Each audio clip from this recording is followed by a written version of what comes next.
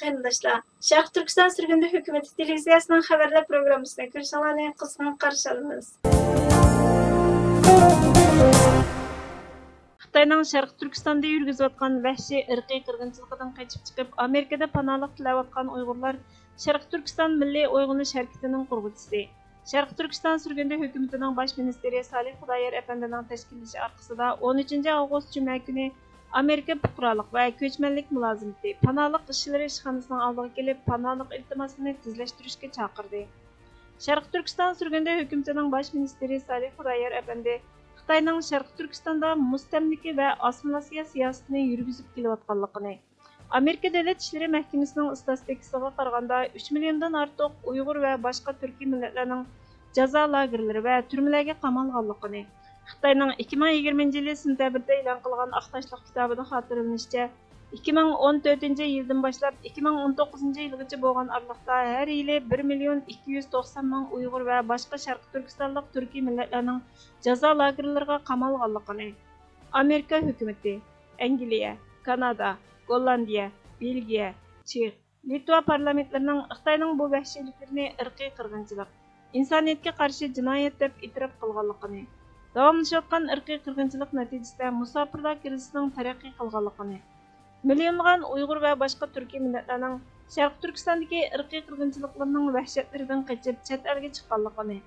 Uyg'urlarning Xitoyga qaytarilishidan ansirab, o'zlari turayotgan davlatlardan panohlik berishni talab qilayotganligini, minglagan Uyg'urlarning O'rta Sharq, Janubiy Osiyo, O'rta Osiyodagi bir qism davlatlar tarafidan Xitoyga qaytarilganligini, 3 mingdan ortiq Uyg'urning Tojikiston chegarasidan qo'g'lab chiqarilganligi to'g'risidagi dalil isbotlarni xalqaro jinoiy ishlar sud mahkamasiga topshirganligini, 2021 yildagi statistikaga qaraganda Amerikadagi Uyg'urlarning umumiy nufusining 10 mingdan 15 ming nafargacha ekanligini, uning ichidagi 1000 nafarga yaqin Uyg'urga mangulik o'tirishlik ruxsati berilganligini, nurg'ulg'an Uyg'urlarning grajdonlikqa o'tganligini, nurg'unlarining panohlik iltimosining tasdiqlanganligini, az bo'lmagan Uyg'urlarning bu yerga kelganiga 10 yilga yaqin vaqt bo'lgan bo'lsa-mu, ularning iltimosining tasdiqlanmaganligini, shunlashqa xizmat ruxsatiga erisholmaganligini, bo'libmi yosh o'quvchilarning qiyinchiligining ko'pligini, yoshlarning loyiq xizmat topishda qiynalayotganligini, shunga Amerika hukumati va Amerika fuqarolik va ko'chmanlik mulozimati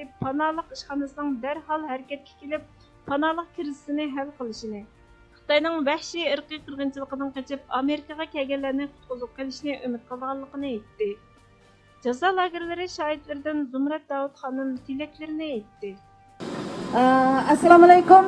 Hurmatli Sharq Turkiston xalqi, hurmatli ammanglar. Ben jazo lager shohidi Zumrat Davud. Ben 2019 yılı 4. ayda Sharq Turkistondan Amerika'ya geldim. Lager şahidi buluş sütüm bilen her kandak matbuatlarda guvalık berip kelyapman. Amerika hükümeti Jallat Xitoy hükümetinin biz Uyghur ve başka Türkiye milletlerine kılayotgan iğir bastırışlarını allıburun irqiy qirg'inchilik deb e'tirofga oldi. Lekin Amerikada yaşayotgan necha yüzlеген Uyg'urlarning panohlik ishlari tehi hal bo'linmadi. 6-8-9 yıl bo'lgan Uyg'urlarning bar yeşil kartı bo'lmaganlik sababidan nurg'un yosh o'smirlar o'rlab o'qiy olmadi yoki harbiylikka bora olmadi. Mushu yerda sizlarga murojaat qilmoqchi bo'lganim, Amerikada panohlik ishlari bitmagan Uyg'ur sanoqlilar.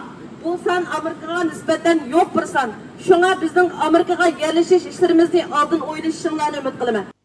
Oxirida Uyg'urlarning panohlik iltimosi sunildi.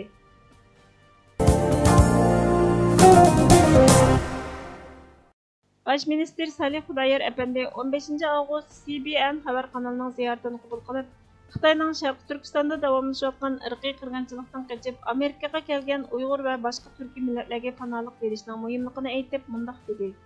Sharq Turkistonda irqiy qirg'inchilik davomlashayotgan bo'lsa-mu, O'rta Sharqdagi Saudiya Arabistoni, Misr, O'rta Osiyodagi Qozog'iston, Qirg'iziston, Tojikiston, Janubiy Osiyodagi Pokiston, Kamboçya qatorliq davlatlar Xitoyning talabiga binoan Uyg'urlarni chegaradan qo'g'lab chiqarib Xitoyga topshirib berdi.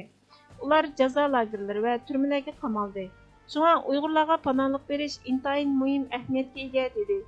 Xitoyning irqiy qirg'inchiligiga duch kelayotgan Sharq Turkistondagi Uyg'ur va boshqa turkiy millatlarning ahvolini tasvirlab, Amerika Dövlət İşləri Məhkəməsinin 2021 yıllık statistikasına asaslanganda 3 milyondan artıq Uyğur və başqa türkiy millətlərinin cəza lagerlərə qamalğanlığını, milyonlarca Uyğur və başqa türkiy millətlərinin türmələrə qamalğanlığını, 850 min Uyğur və başqa türkiy millət balalarının ailəsindən məcburi ayırıb etilib, dövlətinin yataqlıq məktəblərinə orunlaşdırılıb, Xitay til mədəniyyəti boyunca yetişdirilayotganlığını, Cəza lagerlərə və türmələrə qamalmagan Uyğurlarning məcburi əmgəkə selinayotganlığını, Xitaylar bilan məcburi to'y qildirilayotganlığını, organ sodisi və DNA yig'ishning qurboni qilinayotganligini aytdi.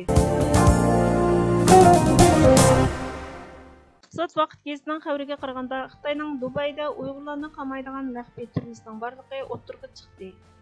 To'y qilmoqchi bo'lgan o'ktichi deb qaralganlikdan 26 yoshlik Wu Fan ismli bir Xitoy ayol Dubaydagi Xitoy boshqarayotgan maxfiy tutib turish o'rnida kam deganda 2 Uyg'ur bilan birga 8 kun qamalgan. Bu balkim Xitoyning chegara sirtida atalmish qora bekatni yo'lga qo'yganligining tunji isboti bo'lishi mumkin. Gerçi qora tor bekat Xitoyda ko'p uchraydigan bo'lsa-mu, buning hisoboti mutaxassislarga nisbatan Beijingning boshqa bir davlatda qurgan birdan-bir isboti ekan. Bu xil tor bekatning Xitoyning xalqaro ta'sir kuchidan foydalanib, o'zi xohlagan fuqarolarni chet eldan tutib turish yoki qaytarib kelish uchun ekanligi borgan siri keltirilmoqda. Tayvandagi Seneca Akademiyasining yordamchi professori Yu Jiechinning aytishicha, u Xitoyning Dubaydagi maxfiy turmusini anglab boqmagan. Boshqa davlatdagi bundaq asliyalar normalsiz ekan. Qandaqla bo'lmasin, u yana Xitoyning chegaradan qo'g'lab chiqarish shartnomasi imzolash va viza bekor qilish yoki oilasiga besim ishlatish orqali rasmiy vositalarni qo'llanib qaytarib kelish uchun butun kuchi bilan tirishishga moslaganligini ko'rsatdi. Çin Uyg'urlarning hatto duo tilovat qilishdek ziyonsiz harakatlari uchun terrorlik komandori deb qaralib, qaytarilib berilayotganligini yoki tutib turilayotganligini aytdi. Dubayda tutib turilayotgan advokatlar guruhini qurgan qonun advokati Rada Sterlingning aytishicha, Arab Birlashma Xalifaligining o'zlari ittifoqlashgan chet el hukumatlariga vakolatan kishilarni qo'lga olganligida, ularning bundoq kuchli ittifoqlashining talabiga qo'shilganligida shubha yo'q ekan. Faoliyatchilarning aytishicha, Dubayning Xitoyga qaytarish tarixi, maxfiy so'roqqa tortish o'rni bor ekan. Buning aytishicha, 5-oyning 27-kuni u mehmonxonada Xitoy amaldorlari tomonidan so'roq qilingan. Ondan Dubay soqchilari tomonidan 3 kun soqchixonaga elib ketilib tutib turilgan. U 3 qavatlik aqdachining ichiga elib kelingan. Bu uylar ayrim kameraga o'zgartirilgan bo'lib, og'ir metal eshik, karvat, o'rindiq bor ekan. Kecha-kunduz chiroq yanib turarkan. U o'zining Xitoycha so'roq qilganligini va tahdidga uchraganligini aytdi. U munchini ishiltish uchun saqlayotganda bir Uyg'ur ayolning Xitoycha "Men Xitoyga qaytishni xohlamayman, Turkiyaga qaytishni xohlayman" deb vaqirgan ovozini anglagan. Keyin yana bir Uyg'ur ayolni ko'rgan. U o'ktichi deb qaralgan o'zi bilan to'y qilmoqchi bo'lgan erning o'zini xo'rlaganligiga doir hujjatga imzo qo'yishga majburlangan va qo'rqqandan imzo qo'ygan. 6-oyning 8-kuni qo'yib o'tgandan keyin Gollandiyaga qochib panohlik qilgan.